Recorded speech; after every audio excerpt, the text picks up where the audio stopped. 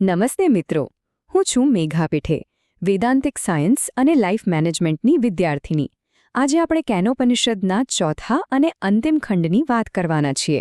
આ ભાગ ખરેખર બહુ જ રસપ્રદ છે, કારણ કે આમાં ઋષિ આપણને એ સમજાવે છે કે આપણે આપણા રોજિંદા જીવનમાં આપણી અંદર એ પરમ તત્વ એટલે કે બ્રહ્મની અનુભૂતિ કેવી રીતે કરી શકીએ.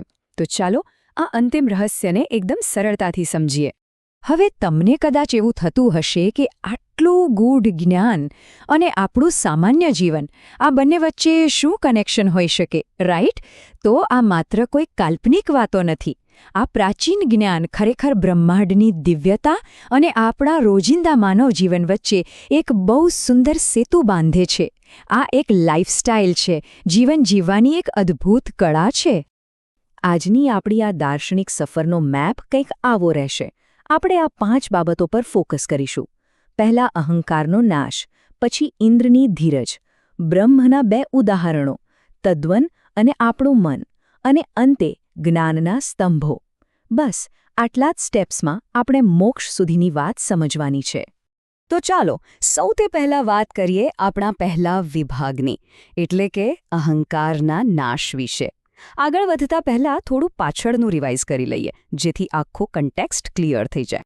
જો તમને યાદ હોય તો કેનોપનિષદના 3જા ભાગમાં આપણે જોયું હતું કે કેવી રીતે પરમાત્માએ એક યક્ષનું રૂપ ધારણ કર્યું હતું અને અગ્નિ તેમજ વાયુ જેવા શક્તિશાળી દેવતાઓનો અહંકાર કેવી રીતે ઓગાળી નાખ્યો હતો.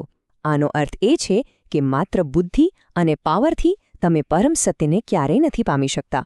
અને છેલ્લે માતા ઉમાએ દેવતાઓને આ રહસ્ય જણાવ્યું કે ભાઈ, તે યક્ષ બીજું કોઈ નહીં પણ સ્વયં બ્રહ્મ જ હતા. હવે આપણે આવીએ છીએ આપણા બીજા વિભાગ પર. આ વિભાગ બહુ જ ઇન્ટરેસ્ટિંગ છે, કારણ કે અહીં વાત થાય છે ઇન્દ્રના સર્વોચ્ચ સ્થાન અને ધીરજની શક્તિ વિશે. જુઓ, અગ્નિ, વાયુ અને ઇન્દ્ર આ ત્રણેય દેવતાઓ બ્રહ્મની બિલકુલ નજીક પહોંચ્યા હતા. પણ આ ત્રણેયમાં પણ ઇન્દ્રને સૌથી ઊંચું સ્થાન મળ્યું. આવું કેમ? એનું કારણ એ છે કે અગ્નિ અને વાયુ તો યક્ષને ઓળખ્યા વગર જ પાછા ફરી ગયા હતા. પણ ઇન્દ્ર ત્યાં જ ટકી રહ્યા. તેમને ધીરજ રાખી. આ આપણને એક બહુ મોટી વાત શીખવે છે કે આધ્યાત્મિક માર્ગ પર ગમે તેટલી મૂંઝવણ આવે, પણ જે વ્યક્તિ ધીરજ રાખીને સત્યની શોધમાં અડગ રહે છે ને, તેને જ અંતે પરમ જ્ઞાન પ્રાપ્ત થાય છે. અને આ જ ધીરજના કારણે ઇન્દ્રને સીધું માતા ઉમા પાસેથી બ્રહ્મનું જ્ઞાન મેળવવાનું સૌભાગ્ય મળ્યું. ઓકે, તો હવે ત્રીજો વિભાગ, બ્રહ્મનો અનુભવ સમજવા માટેના 2 શક્તિશાળી ઉદાહરણો. કારણ કે મોટો સવાલ એ થાય કે આખરે આ બ્રહ્મનો અનુભવ ખરેખર ફીલ કેવો થાય. પ્રાચીન ઋષિઓએ આ સમજાવવા માટે 2 બહુ જ પાવરફુલ એક્ઝામ્પલ આપ્યા છે. પહેલું છે આધિદૈવિક એટલે કે કોસ્મિક લેવલનું ઉદાહરણ.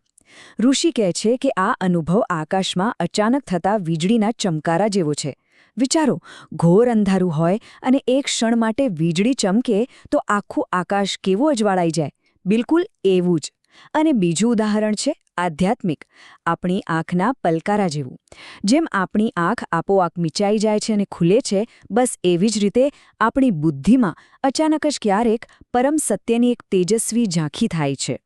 એટલે કહેવાનો અર્થ એ છે કે આ બ્રહ્મ જ્ઞાન કોઈ એવી ભૌતિક વસ્તુ નથી જેને તમે એમ કહો કે લ્યો ભાઈ, મેં 24 કલાક માટે પકડી જીતી.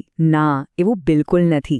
આ તો એક અચાનક થતો અદ્ભુત આંતરિક અનુભવ છે. એક એવો ઇન્ટરનલ શિફ્ટ, એક એવી દિવ્ય ક્ષણ જે જીવન પ્રત્યેના તમારા આખા દૃષ્ટિકોણને ક્ષણભરમાં બદલી નાખે છે. ચાલો હવે પહોંચીએ આપણા ચોથા વિભાગ પર, તદ્વન અને આપણું મન. હવે આપણે બહારના ઉદાહરણોથી થોડા અંદરની તરફ જઈએ અને જોઈએ કે આપણું મન આ સર્વોચ્ચ શક્તિ સાથે કેવી રીતે જોડાયેલું છે. આપણું મન વારંવાર જે બ્રહ્મ તરફ દોડે છે ને, અહીં ઉપનિષદમાં એ બ્રહ્મ માટે એક બહુ જ સુંદર નામ આપવામાં આવ્યું છે, તદ્વન. તદ્વનનો અર્થ શું થાય? તેનો અર્થ થાય છે સૌથી વધુ પૂજનીય અને પ્રેમ કરવા યોગ્ય તત્વ. મતલબ કે આ બ્રહ્મ એ સમગ્ર સૃષ્ટિનો, આખા બ્રહ્માંડનો સૌથી પ્રિય આત્મા છે.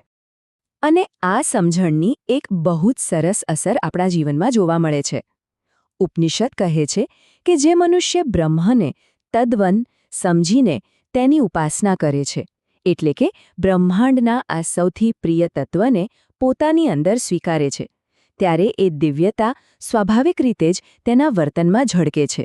પરિણામે આવે છે કે તે વ્યક્તિ પોતે જ સંસારના તમામ જીવો માટે અત્યંત પ્રિય અને પૂજનીય બની જાય છે. છે ને અદ્ભુત વાત? અને હવે આપણા છેલ્લા એટલે કે 5મા વિભાગ તરફ આગળ વધીએ. જ્ઞાનના સ્તંભો અને મોક્ષ. આ સર્વોચ્ચ જ્ઞાન સાંભળવામાં તો બહુ જ સરસ લાગે છે, પણ તેને ખરેખર પચાવવા માટે આપણે લાઈફમાં કયા નક્કર પગલાં લેવા જોઈએ? કારણ કે માત્ર જ્ઞાન પૂરતું નથી, તેનું આચરણ પણ એટલું જ મહત્વનું છે. ગુરુ સમજાવે છે કે આ દિવ્ય જ્ઞાનને આત્મસાત કરવા માટે 3 પાયા બહુ જ જરૂરી છે. પહેલું છે તપ, એટલે કે એકદમ શિસ્તબદ્ધ જીવન જીવવું, ડિસિપ્લિન. બીજું છે દમ, એટલે કે આપણી પોતાની ઇન્દ્રિયો પર આત્મનિયંત્રણ, સેલ્ફ કંટ્રોલ રાખવો. અને ત્રીજું છે કર્મ, એટલે કે કોઈ પણ સ્વાર્થ વગર નિસ્વાર્થ ભાવે કામ કરતા રહેવું. અને હા, વેદ આ જ્ઞાનના અંગો સમાન છે. આ ઉપરાંત અહીં એક અત્યંત પ્રભાવશાળી વિધાન આપવામાં આવ્યું છે: સત્ય એ બ્રહ્મનું નિવાસ સ્થાન છે. આનો સીધો અને સ્પષ્ટ અર્થ એ છે કે આ સર્વોચ્ચ ચેતના માત્ર ને માત્ર સત્યમાં જ નિવાસ કરે છે. જ્યાં અસત્ય છે ત્યાં બ્રહ્મ હોઈ જ ના શકે. સત્ય વિના બ્રહ્મની પ્રાપ્તિ તદ્દન અશક્ય છે. તો ભાઈ, આ બધી જ સાધના કર્યા પછી ફાઇનલ રિઝલ્ટ શું મળશે? જે મનુષ્ય આ કેનોપનિષદના જ્ઞાનને એકદમ બરાબર સમજી લે છે, તે પોતાના તમામ પાપો અને અજ્ઞાનતાના અંધકારમાંથી સંપૂર્ણપણે મુક્ત થઈ જાય છે.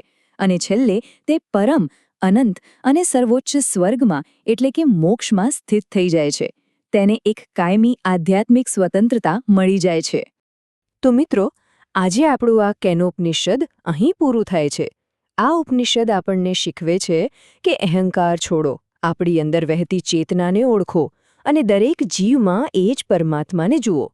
વિચારો, જો એક જ સમાન દિવ્ય ચેતના દરેક જીવમાં વહેતી હોય તો પછી આપણા અહંકાર કે ગર્વનું સ્થાન ક્યાં રહે છે? આ પ્રશ્ન પર ચોક્કસથી વિચાર કરજો. તમને કેનોપનિષદની આ 4 ભાગની સિરીઝ કેવી લાગી? કમેન્ટમાં હરિ ઓમ લખીને જરૂર જણાવજો. જો વિડીયો ગમ્યો હોય તો લાઇક કરજો, અને હવે પછી તમે કયા ઉપનિષદની વાર્તા કે સમજૂતી સાંભળવા માંગો છો તે પણ કમેન્ટ કરજો. ચેનલને સબસ્ક્રાઇબ કરવાનું ભૂલતા નહીં. મળીએ ખૂબ જ જલ્દી એક નવા આધ્યાત્મિક વિડીયો સાથે. ધન્યવાદ. હરિ ઓમ તત્સત.